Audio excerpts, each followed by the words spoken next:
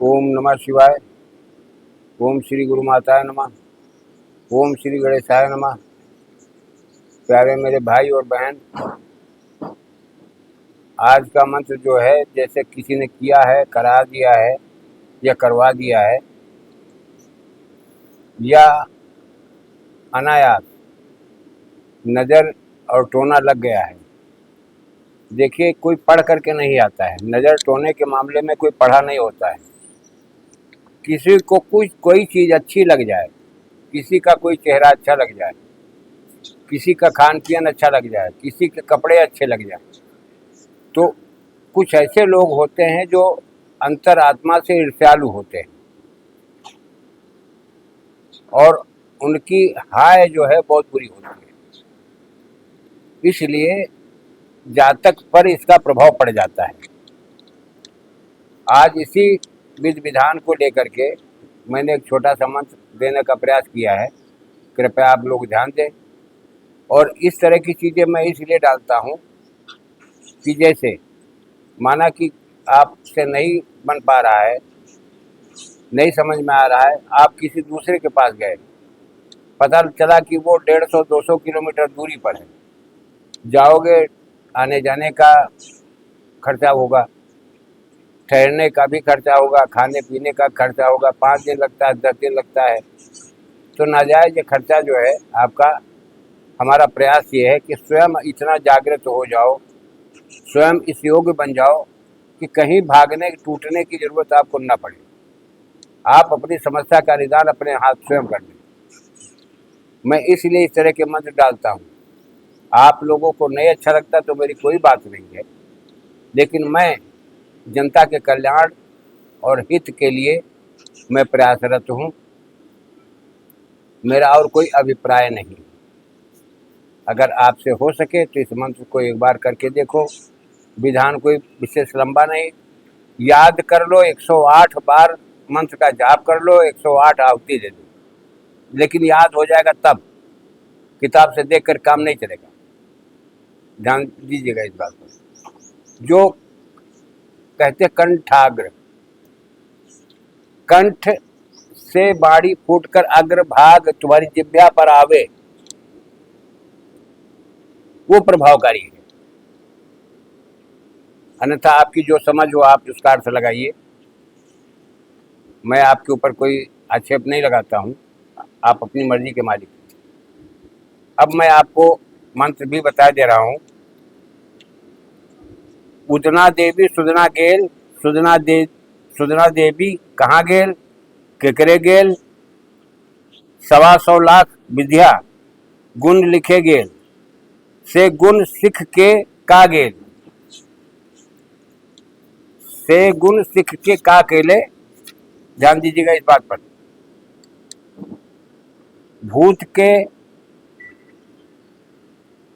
पेट पान करतल कर दंते, मारू लाती फाटे छाती और फाटे डाइन की छाती।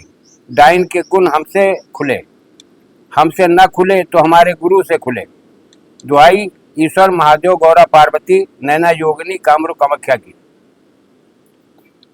देखिए, ये साबरी मंत्र हैं और मैं आपको साबरी मंत्रों के विषय में एक चीज़ और बता दूं।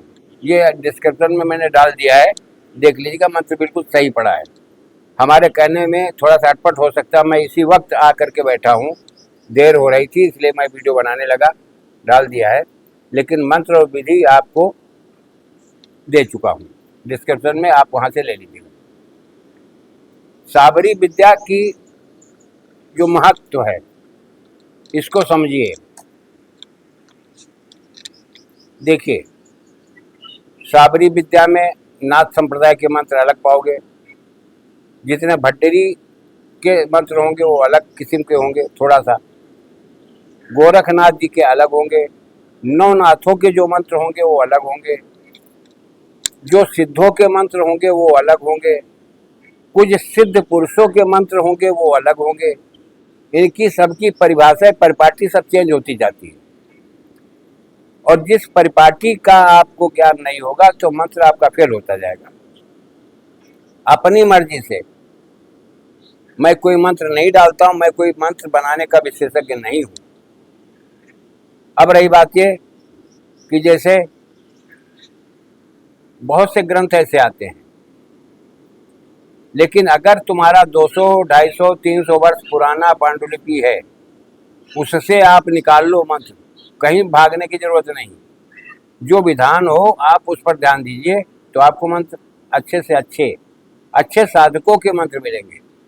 और एक बात मैं और बता दूं, मैं कभी कभी यूट्यूब देखता हूं, तो कुछ साधकों के चैनल पर बड़े अच्छे अच्छे मंत्र आते हैं।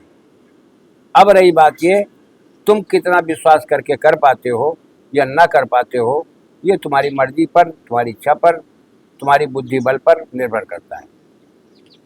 हाँ, इतना जरूर है कि मंत्र चाहे छोटा हो चाहे बड़ा हो, जो लोग गुरु परंपरा से जुड़े होते हैं, तो ये मत समझना कि कुछ मंत्र छोटे होने के बावजूद जब उल्टा काम करते हैं तो आदमी उसमें पीड़ित हो जाता है, समझ नहीं पाता है कि हम तो अच्छे के लिए कर रहे थे, ये क्या होने लगा मेरे साथ।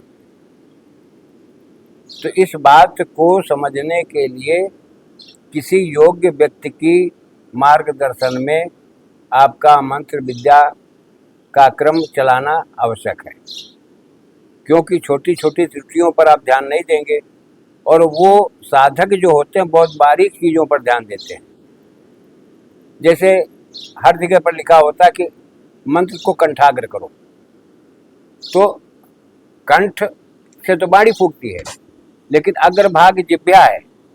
कंठाग्र, अग्रभाग तुम्हारी जिह्वा है, तो बाणी अलग चीज है, लेकिन शब्दों का प्रस्फुटन बाणी के बगैर नहीं हो सकता, इसलिए जिह्वा का कार्य होता है। अब तुम्हारा उच्चारण कितना दुरुस्त है कितना गलत है, ये तुम्हारे ऊपर निर्भर करता है।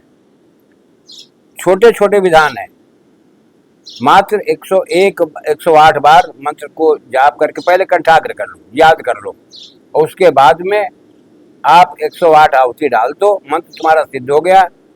चाहे जिसको पानी पढ़ करके फूंक मार दोगे, पानी पर आमंत्रित करके 3 छींटा मुंह पर मारो, थोड़ा सा पानी पिला दो, तत्काल राहत, तुरंत राहत।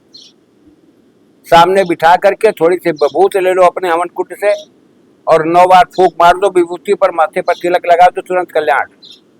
तो ऐसी चीजें मैं दे रहा हूँ कि जो तुम्हें भटकना ना पड़े, तुम्हें दूसरे के पास जाना ना पड़े, तुम्हारा समय भी बर्बाद ना हो, तुम्हारा धन भी बर्बाद ना हो, मैं इसलिए दे रहा हूँ। आगे आपकी मर्जी। अच्छा लगता है तो लाइक करो, शेयर करो, सब्सक्राइब करो, आगे आपकी मर्जी। मैं इसी जगह पर अपने शब्दों पर विराम दे रहा हूँ। जय राष्ट्र, जय भारत, वंदे मातरम।